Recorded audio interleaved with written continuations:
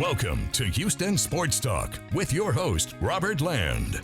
Thanks for checking into the best Houston sports podcast. And what a wild first week for the Astros. To help me and my co-host, Stephen Kerr, break it down, is friend of the show, Locked On Astros co-host, Brett Chancey. Great to have you back, and Astros baseball back as well, Brett. Yeah, I mean, it always seems like a really drudgerous part of the year just because baseball's not around. You know, you have the Lead-Home League, but no one really watches that. And football is fun while it lasts. And, you know, the Texans made it a little bit more enjoyable because they were actually a franchise worth watching for the first time in a few years. And so to have baseball back is great. But to go down 0-4 to the Yankees, wow, you would have thought that they won the World Series after they left town.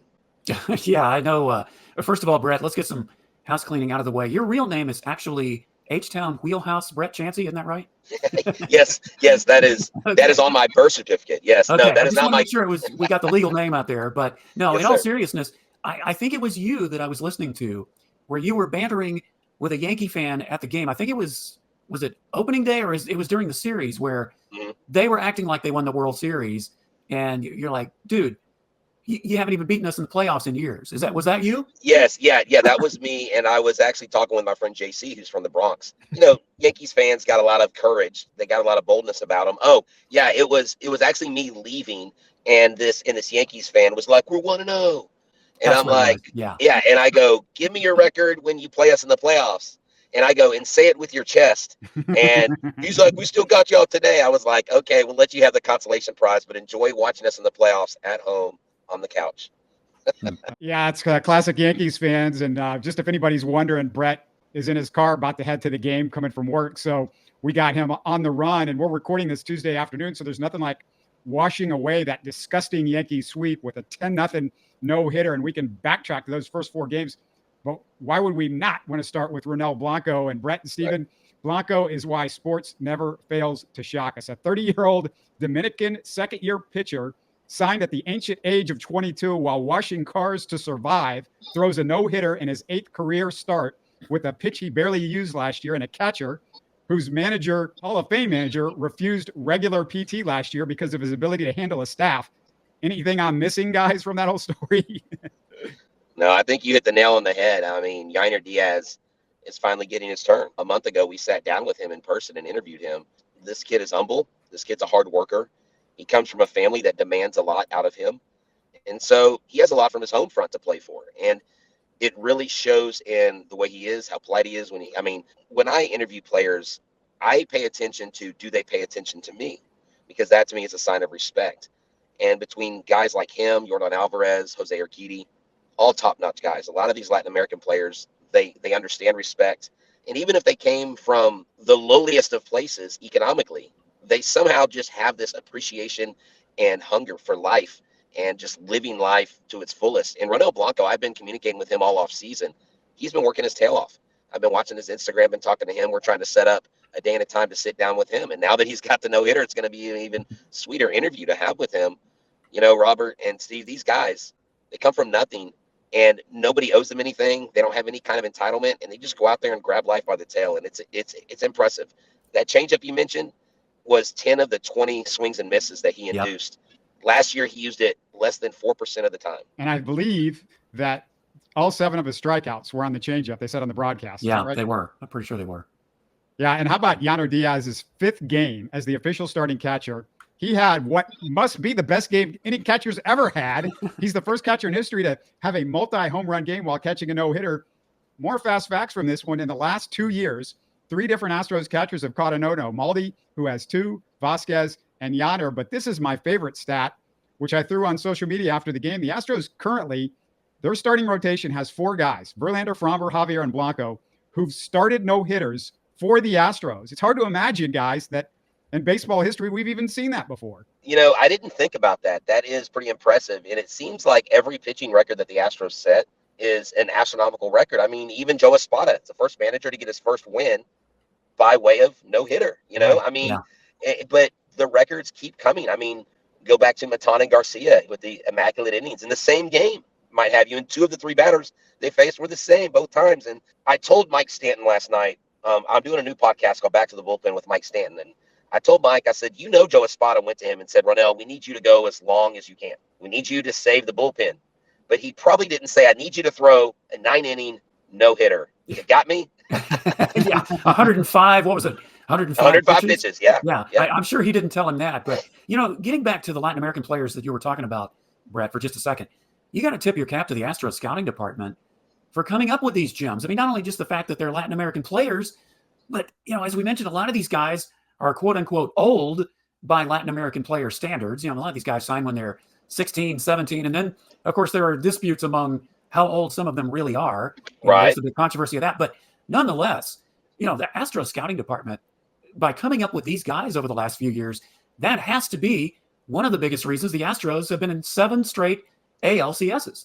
Exactly. And when you take the likes of Ronel, Fromber, Javier, Garcia, or Urquidy, I mean, you're talking about signing these guys for only a few $100,000, couple $100,000. It's amazing what some of these players have signed for. I mean, even Jose Altuve, when he was signed back in the day, was $15,000. A little tidbit about Chaz. He signed for $1,000. I mean, we got these bargain bin guys. You remember the bargain bins when you walk through Walmart and DVDs were the thing? Yep. You get that big sea of like B movies, or there's the one movie with like Denzel Washington that no one watches, and you're grabbing that because it's $5, and that's what these players are, diamonds in the rough. Yeah. But it just goes to show that it's not about the hype of it, because we're so keyed in America on youth sports, and my son's in AAU basketball, and so many of these kids are walking around gyms like they're going to make the NBA, and more than likely they're not going to make the NBA, but they have an entitlement. And these kids in the Dominican and these kids in these Latin American countries, or even other countries, they don't have any other ticket out of the situation they're in. And so they've got nothing else to do. But what I love is they do it with such joy. And Ronel, I loved his 10 strikeout game against the AAA Space Cowboys the day after he had his second child. I mean, that was just, you could just see the joy on his face. And everything I know about him personally, people that I know that are close to him, he is as on the field as he is off the field. He's no different. Yeah. Yeah. The thing is, you're basically telling me that the Astros found Ronel Blanco in the $5 bin, like he's the Lucas. I guess if anybody that's not a fan of the 80s, just go look up Lucas. It's a great little film. It is a great film. Great sports film too. Let me try going glass half full on the Astros 1-4 start, because they're still 1-4. Of course, the Yankees 4-game series was a disaster. But give me one thing that you're loving after 5 games. And Brett, you go first. We're going to try to go around the horn. Stephen, I'll try to keep it going with a third thing. What do you got, Brett? I would say I like the fact that you have multiple bats in the lineup that are actually hitting the ball. Yainer Diaz, Jeremy Pena, Kyle Tucker. And in the absence of Yordan Alvarez not hitting right now, everybody else is picking up the slack. And Jake Myers picked his average up to 300 last night. So I'm loving that. And because of that, we're scoring early and we're taking the pressure off the pitcher. So that's one thing that I'm noticing that's different this year from last year. Yeah, I certainly agree with that. And I would say, really, because I'm not worried about the top of the lineup. I know some of them are struggling. Bregman hasn't exactly been on fire, and Alvarez certainly isn't. But what I'm impressed with is, the latter part of the lineup, which has always been a question mark year after year, especially coming into this year. But, you have guys like Jeremy Pena, who finally hit a home run for the first time since July 5th of last year. Yainer Diaz hitting the cover off the ball. Chas McCormick, you kind of expect it from him because he's been doing that. Jake Myers is showing some signs, and Brett, he's one that I said really needs to put together a good season, not just for himself, but for the Astros, right? Because we keep waiting for him to break out and show us that he's not the flash in the pan Jake Myers that he was a few years ago before the injury. So I'd say that the lower half of the Astros lineup hitting the way they are, whether they can keep it up the rest of the season is one thing. But if you combine that with, I know the top of the lineup, the proven guys are going to hit eventually. My thing is Christian Javier, 6 shutout innings. Most importantly, though, he struck out 6. He needs to get back to overpowering Christian Javier, not the guy that gets you 4 strikeouts and kind of fakes his way through 6 innings, which he did a lot last year. Yeah. I think the starters for the most part, Fromber did walk a lot of people, but I just saw JP France though is on paternity leave. And so they're bringing up Dylan Coleman in his place. And I'm like, oh, that's not the replacement I wanted, but I guess it'll do right now. But JP France looks like he's going to continue. If Ronel Blanco could be a better version of what JP France was last year, if he's consistent and can find that, whether he's not going to throw a no-hitter every game, but if he can find that swing and miss stuff, he's going to be successful more times than not. And he could be one of those guys at the end of the year, we look back and go, that season really hinged on Ronel Blanco coming in some some key spots, because I think he cements himself in this rotation. Yeah, and my biggest question is always, especially when a pitcher pitches a no-hitter, is you don't expect him to follow up with something quite as dazzling. But I think you mentioned it earlier. Can Ronel Blanco maintain consistent success? That's going to be the biggest question for him. He's got the stuff. And, obviously, look, if Dana Brown likes you, you must be doing something right. And Dana Brown certainly does. He's the one who's touting him as being a starter. But the biggest question, and of course time will only tell that, is can Ronel Blanco develop into that type of pitcher that you were just talking about, Brett? Right. And if Dana Brown likes you, you must be good. I might dispute that in a coming question. And Brett, I'm gonna give you something that concerns me. But let's go to Joe Espada. And he wasn't drawn and quartered by Astros fans on Sunday. And I thought for sure that was going to happen at the town square in the middle of Houston after the 4-game sweep. But what was, Brett, your least favorite early Joe Espada decision so far? And then I'll go to you, Stephen, on that. As much as I didn't necessarily defend it, but as much as I heard it explained from Joe Espada, I still don't understand pinch hitting Singleton where he did. But I think the reasoning is he is on this roster, so they're going to use him in the spots they think he belongs in. I don't see any calculations that tell me that John Singleton deserves high leverage situations. I think he needs low leverage. I think he needs situations where you're up, you got a couple guys on base, he can bring some guys in, like give him some confidence where it's not like, okay, if he gets a hit here, we could tie the game, or if he strikes out, we could lose the game.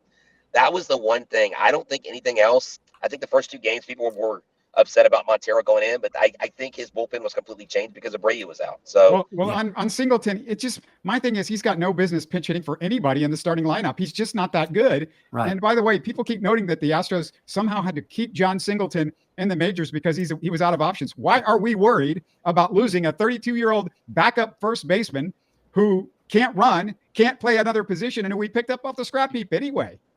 Yeah, it's tough. I know it's, one of these kind of like feel good stories and you wanted things to work out. But I will say this, look for Joey Loperfido. If he starts playing first base more often, which I've been told that he probably is going to get some chances at first base they started today. It's Tuesday. So their home opener was today. I'll be out there at tomorrow's game on a little field trip with the school, but watch for Loperfido to play first. If he gets acclimated to first quickly, that could springboard him. But Kenny Van Doren told me last year when he was watching 3 games, one of the coaches was having to tell Joey, okay, when the ball comes to you, you got to put your other foot on the base. So first base is not his natural position. Right. And you want to make sure this offense is firing on all cylinders because you don't want to bring them up when they're struggling. So I think right now Singleton is a stopgap. And I think once Loperfido comes up, I think that probably knocks someone like Singleton.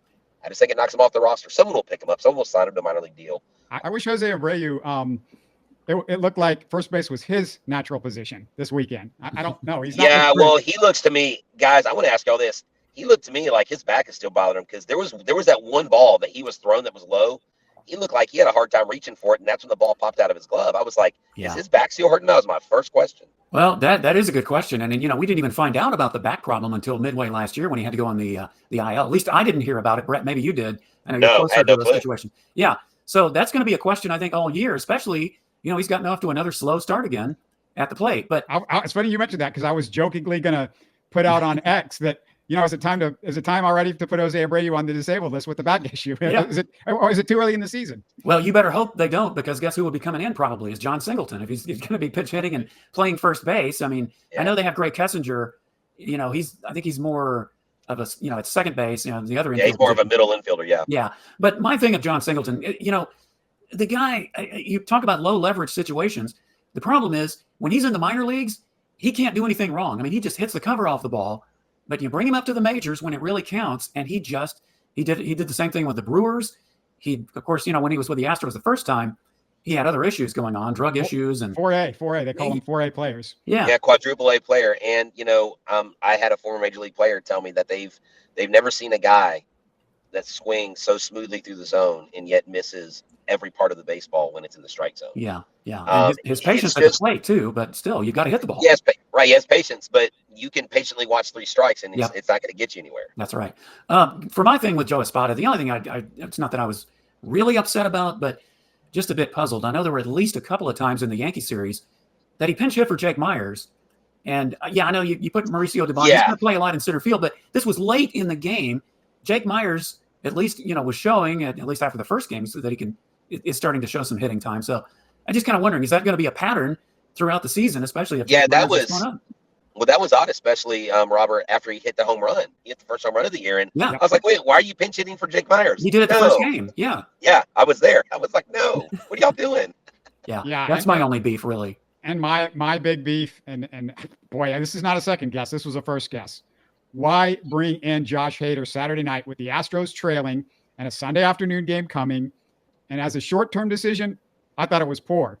But it ain't great long-term either. I don't want Josh Hader pitching unless he has to, since you have invested 5 years in a reliever, which is a high-risk move as is. You got to treat him like he's a fragile egg. I mean, he's such a big deal now going forward. And Ryan Presley's like a serious concern, after he fell off a little bit, and he is getting older. He passed the magical age where you start seeing guys decline. Ryan Presley told everybody that he was fine with the position, that he was going to the setup role. But we know Ryan Presley's a competitor. He's a gamer. He is a man's man. He's got Johnny Cash blaring in the background of the lights, and he's got a whole walk-up thing. And now he's not in that position. I think mentally he's going to go through some trials this year. We may see a Ryan Presley probably perform a lot less. I don't want to say worse, but get a lot less productivity out of him this year in that role. That probably won't be a good thing for the Astros. I hope it's not detrimental in the long run. Well, it's interesting that you say that, Brett, for two reasons. Number one, I kind of felt that way before the season started, especially when the Astros did sign Hader. And, Presley, he's going to say one thing privately, but if he's really upset about it, he may not say it publicly, right. But who knows what he really thought privately. And it certainly can affect your performance. And not only that, this will be the last year of his contract. I fully see him walking at the end of the year and maybe going somewhere where he could be a closer. Now, my other situation is, Robert, you're talking about wanting to treat Josh Hader like a delicate egg. Here's the problem. If Presley continues to struggle, then you're going to be – that's all the more reason you're going to want to put Josh Hader in there to make it in those situations, because Ryan Presley is struggling. So, it's kind of a catch-22 in my mind. Well, I mean, he's the closer. You can't worry about it. His future is the deal. You invested a lot of money in that. And look, I mean, this goes down – what's going on in the bullpen, frankly, goes down to the bad investment that you made in Rafael Montero. And, Jim Crane spending the money on Josh Hader, to me, is almost like a make good. Like, hey, somebody in our office screwed up, either me or Bagwell or whoever was making those decisions when there was no general manager on Montero. And so I have to spend this money on him, which is money that wouldn't take me that much over the tax, except, we screwed up the Montero thing, and it really screwed up the middle relief, which gets to my next question to Brett. How concerned are you about Dana Brown that he couldn't do any better than Parker Bashinsky and Taylor Scott in the bullpen? I don't understand what their reluctance was not re-signing Hector Neris. We talk about how there's this X factor that's missing in the clubhouse. There's this lack of personality. There's this lack of fire starter in the clubhouse. Hector Neris, he's a relief pitcher, but that dude was a fire starter. Yeah. That dude, that's true. That dude had emotion, and he's the kind of guy I want. And the fact that he went away for $9 million, I think is absurd. Now, Presley got his first save with the Mariners last night. I actually sent him a message today congratulating him. I just told him that he needs to do all that when he's not playing the Astros. But Maton, I think if I could have had two of those three, I would have kept Neris and Maton. Stanek, for whatever reason, really didn't. I mean, he had a place, but after 2022 and then after that late postseason run, Dusty didn't really use him. And so he wasn't as good last year. So I understand them letting him walk. But Neris and Maton would have cost you, it's the money that you spent on Montero. That's the problem. It's that money. Yeah, that's true. That's true. I would have spent on it. I wouldn't have depended on. I think Mashinsky has potential, but we don't know what he's really going to give us over the next year or two. He's a lefty. Yeah. But does he have that swing and miss stuff? Does he have the strikeout ability? And I don't know that he does. Yeah, I was a little flabbergasted at some of the moves we made. Dylan Coleman's being brought up today. We'll see if his command, the guy can throw gas, but if you can't keep the ball in the zone, like if you can't set up a curveball or a changeup or a slider or sweep, whatever you throw with a 2-seam or 4-seam fastball on your first two pitches of the at bat, I don't care what you throw. You've got to be able to set up the at bat. You got to get that batter comfortable and then throw him off, get him off balance. And that's where you find success. And, that's why Greg Maddux was so good at what he did. 88 miles an hour, just dotting the corners. But he would always set everything up with his fastball. Dylan Coleman can't do that. He can't hit the strike zone. And so I hope that's not the case if he comes into a game. Yeah, the thing with the Astros bullpen is, and I said it when they decided not to bring James Click back, is everybody, I thought the fans to a degree underestimated what James Click did for the bullpen, and just bringing in guys left and right that were not guys that were names, but he brought guys that were great values. And Neris at the time was a great value. He made the trade for Phil Maton, which was like one of the all-time steals because you got Yanner in that one. He signed so many like small name bullpen guys, middle relief guys that Jeff Luhnow wasn't good at doing. The bullpen was not a strength under Jeff. It's not been a strength so far under Dana Brown. And, you know, the Graveman deal, you go, well, yeah, James Click did the same thing with Graveman. But if you look at Graveman's career, the thing that James Click understood about a bullpen, guys, is that, you know, these guys from year to year are very volatile. So I'm going to go grab a guy the year that he's good. And then, you know, when his value's up, you let him go. And that's that. And he did that with Graveman. He had a good year. He brought him in. He used him. He knew that's not who Graveman was. And if I guarantee you, if Click was still here, he would have looked at Montero and said, yeah, that's not Montero. I don't think he's going to continue to do this. I got him at his peak.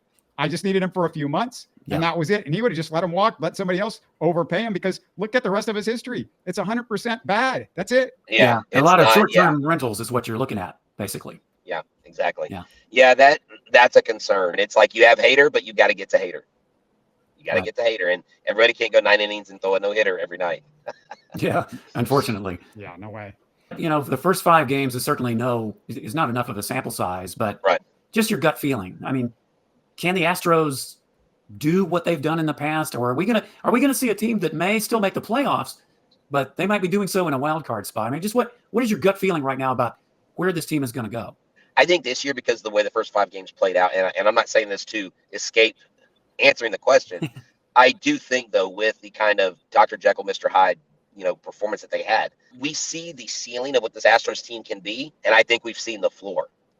The question is, how consistently are they going to get to the ceiling, and how often at home are they going to be on the floor?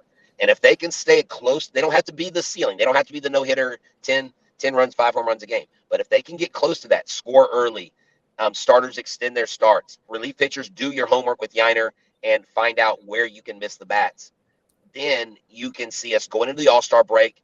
Definitely needs will be addressed. They'll make a trade. They'll do something there. And I think you walk into the playoffs. But if they're closer to the floor in what we saw in the first 4 games, then they will be vying for a wild card spot, where most people pick them to be the favorite even this year coming out of the AL. I got one little last piece of business before we say goodbye. I want to congratulate my friend Matt Musil over at Channel 11, who is retiring from Channel 11 after an unprecedented 44-year run at KHOU, which I remember him when I was in Houston back then. Yeah. Oh, yeah. You just don't see that happening in sports. And just to give people an idea, I started watching Matt from the beginning. I was about 9 or 10 years old. And it's just unbelievable that he's retiring at the same place. And I'm, you know, whatever, I am now 50 in my 50s. And it's also unreal to grow up watching him. And then I got the pleasure of becoming a coworker and a friend of his. And I can't say enough about the kindness, class, and just consistent professionalism he brought to Houston sports. There's nobody you can find that doesn't think Matt Musil is one of the best guys out there. The guys I grew up with in the 70s and 80s, as me and Stephen have talked about before, they've been the most generous and kind to me in my 2 decades plus in H-Town media with, you know, Matt, John McClain, Dale Robertson, Jerry Trupiano, Tom Franklin, Greg Lucas, Bill Brown, Barry Warner, Jim Foley, Bill Worrell, Kenny Hand, Bart Ennis, Craig Roberts. So many of these guys have been on the show with me. And there was just this tone that they set. You know, this is the old school Texas stuff. And, you know, you've been here for so many years. You just don't find it anymore. They set a tone that just, I felt like hopefully it leaked over and that legacy lives on.